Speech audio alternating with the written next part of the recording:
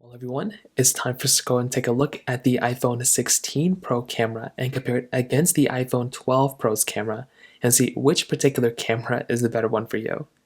Now, here's the thing. If we're going to take a look at the iPhone 16 Pro and the iPhone 12 Pro, the big thing I would definitely recommend every single person to think about is that the 16 Pro is like 4 years newer than the iPhone 12 Pro, so that phone is going to be giving you a better camera. It's going to be giving you a better sensor.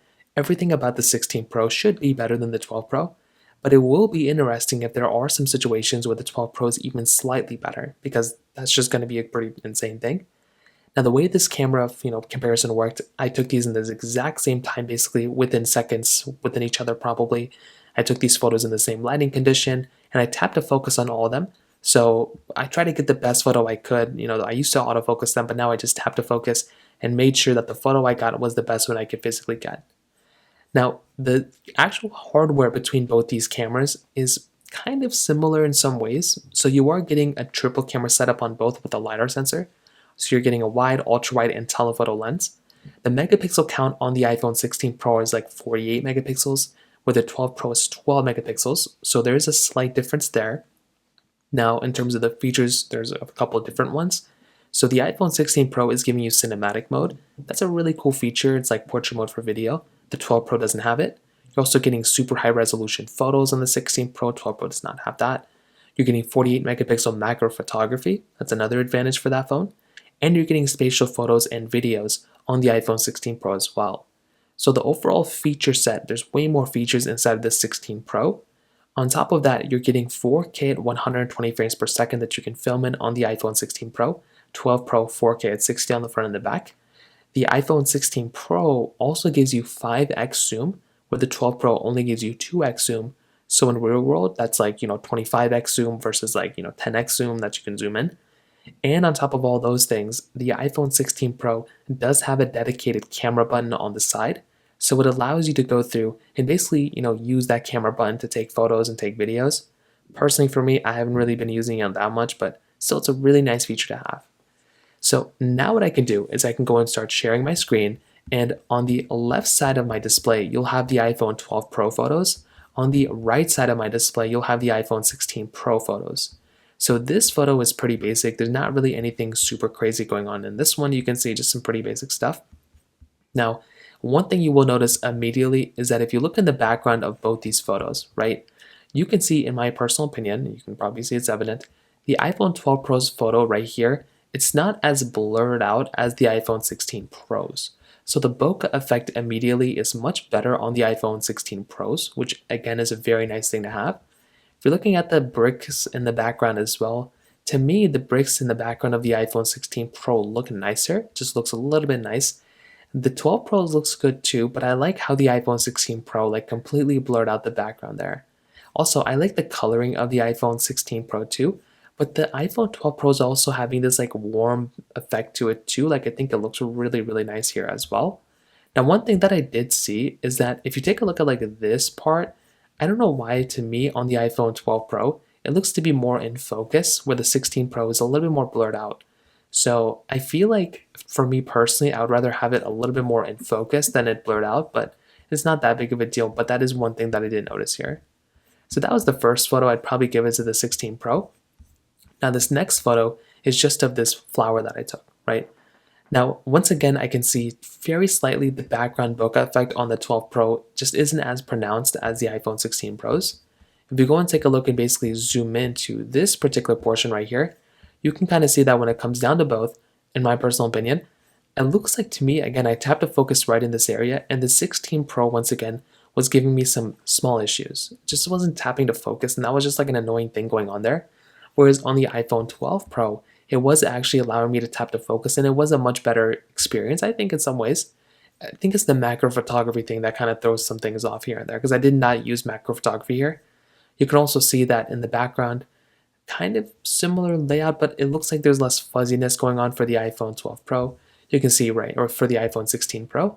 You can see right here, there's like some like smudges and fuzziness kind of going on. With the iPhone 16 Pro, not so much, and I think it looks better on the iPhone 16 Pro as well. So that right there is like another pretty big advantage. You can also see for the rest of these devices, the colors and everything look pretty good. I'd probably say the 16 Pro wins this one too, but there are some advantages for the 12 Pro, like the middle flower being more in focus. Now, this next photo was of portrait mode on both. So both these phones have portrait mode, and you can see right here, they both look relatively around the same. Honestly, if I was looking at these photos like this, I genuinely would not be able to tell the difference, right? This is me looking at it on a massive screen too. Imagine it on a phone, you probably even see less differences. Now on the background, you can see that between both, I really do think both these phones did great, but the 12 Pro did a really good job. I'm really surprised how good of a job this phone did. The only thing I can notice again is that the background bokeh effect on the 12 Pro once again just isn't as pronounced as the iPhone 16 Pros. The 16 Pro is much more blurred out than the iPhone 12 Pros, so that is one thing that I did kind of notice there. You can see for the rest of these devices though, even on the background here, one thing that I did notice is that on the iPhone 12 Pro, you can see that it doesn't like blur out or like overpopulate this particular white smudge right there. Whereas on the 16 Pro, I don't know why it did that here, you can see. So that is kind of an annoying thing. Again, don't know why that happened, but that's been one thing I've been noticing on the 16 Pros. On top of that, one other thing that I think is kind of annoying, if you look at this particular like dog tag right here, for me personally, it looks to me that this is way more blurred out on the iPhone 16 Pro than the iPhone 12 Pro. Like if you're going to go through and if you're going to use this, like I would not probably prefer it completely blurred out like this. I'd rather have it a little bit in focus. And with the 16 Pro, at least here, it's a little bit more in focus when it comes down to it. So personally for me, I think that's a really nice thing going on for the 12 Pro. 16 Pro, like, not so much when it comes down to it. Now hopping out of here in this one, you can see that when it comes down to the lights between both, this is just a photo of the sky. I was able to kind of see for the most part that between both, for me personally, I do like the 16 Pro. I think it brightens the photo a little bit more. But I think with something like the iPhone 12 Pro, this photo still looks pretty good. I don't really have too many issues with this one. But I would probably say that the iPhone 16 Pro is the one that looks pretty good here for the most part. Now going to the next photo, you can kind of see that when it comes down to for both of these, you can see that in my personal opinion, the 16 Pro is kind of the one that looks, better here, but it's very slight. One thing that I will notice is that the background of the iPhone 16 Pro does look a little nicer just because it looks a little bit more brighter, but the 12 Pro still looks good too. Like I don't really have too many complaints when it comes down to this. Now, when it comes down to going to the tip here, for me personally, I do think that the tip of the iPhone 16 Pro looks, they both look pretty good. I don't have too many issues here. They both look pretty solid when it comes down to the rest of these. And like I said, they don't really have too many issues here. Both look pretty solid. But I'd probably say once again that if we're going to compare both, something like the iPhone 16 Pro probably looks better here, even though it's kind of slight. But the last one, this is where you start to notice big differences. You can see that the iPhone 12 Pro photo, look at how cool this color looks, right? It's super cold. The background looks cool. Everything about this photo is very, very cold. Where the iPhone 16 Pro's photo is very warm. It's very much more of a warmer color. And I would probably prefer the iPhone 16 Pro's photo more than this overly cold photo of the iPhone 12s. I've noticed with the 12 Pros and the 13 Pros, this is kind of what the coloring of the photo would look like. Whereas on the iPhone 16 Pros, it's a much more warm color. And the 15s are also kind of the same way it is. The 14s kind of fit in the middle.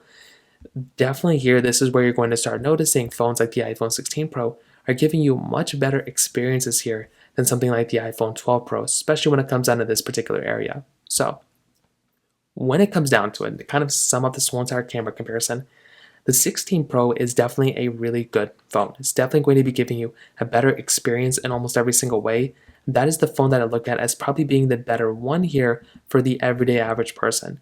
If you're going to go through and pick up a device, I do think it makes a lot of sense to go and buy a phone like something like the iPhone 16 Pro. But you also don't have to only buy an iPhone 16 Pro. You can also go through and buy something like an iPhone, 16. You can buy an iPhone 15 Pro in the used market.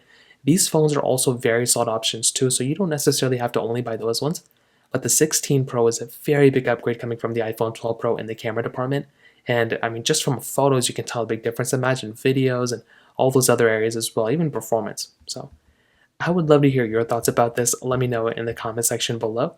Hit the like button, that'll mean so much, but definitely hit that subscribe button. More importantly than everything else, I love every single one of you guys. Hopefully I'll catch you guys in the next video. Peace out till then.